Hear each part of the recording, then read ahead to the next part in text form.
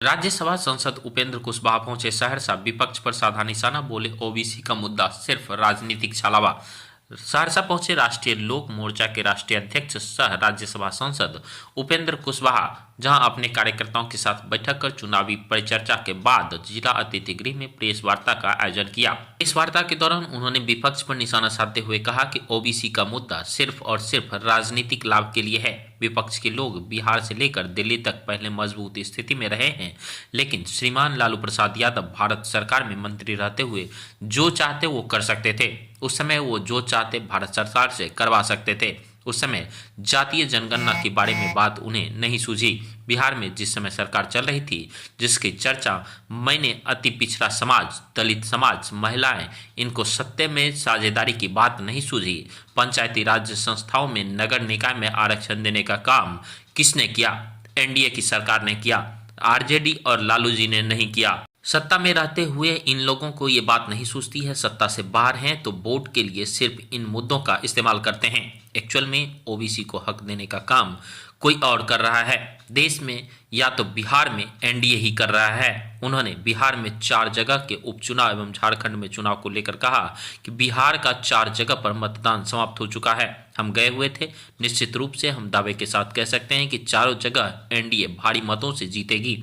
झारखंड में अभी प्रक्रिया चल रही है, वहां से भी खबर है, वहां से भी बीजेपी एनडीए की बढ़त है। विपक्ष की ओर से ओबीसी का जो मुद्दा है सिर्फ राजनीतिक लाभ के लिए,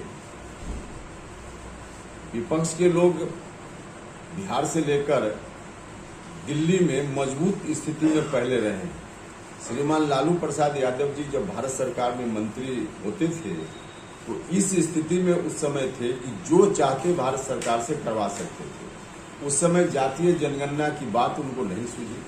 बिहार में जब सरकार चल रही थी तो जिसकी हमने चर्चा की, अति पिछड़ा समाज, दलित समाज या महिलाएं, इनको सत्ता में हिस्सेदारी की बात उनको नहीं सूझी।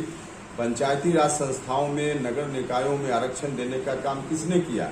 एनडीए की सरकार ने किया, आरजेडी और लालू जी ने नहीं किया। तो सत्ता में रहते हुए इन लोगों को यह बात नहीं सूझती है। सत्ता से बाहर हैं तो वोट के लिए सिर्फ इन मुद्दों का इस्तेमाल करते हैं। एक्चुअल में अगर ओबीसी के हक को देने का काम कोई कर रहा है आज देश में और राज्य में तो एनडीए कर रहा है। सिर्फ से बिहार का तो हम 4 जगह हो चुके, मतदान संपन्न हो चुका है। चारों जगह हम गए थे तो वहां बिल्कुल हम दावे के साथ कह सकते हैं कि चारों जगह एनडीए की जीत भारी मतों के अंतर से होगी, इसमें कहीं कोई डाउट नहीं है। झारखंड में अभी प्रक्रिया है, चल रही है प्रक्रिया, वहां से भी जो खबर है उसमें भी बीजेपी एनडीए की बढ़त है।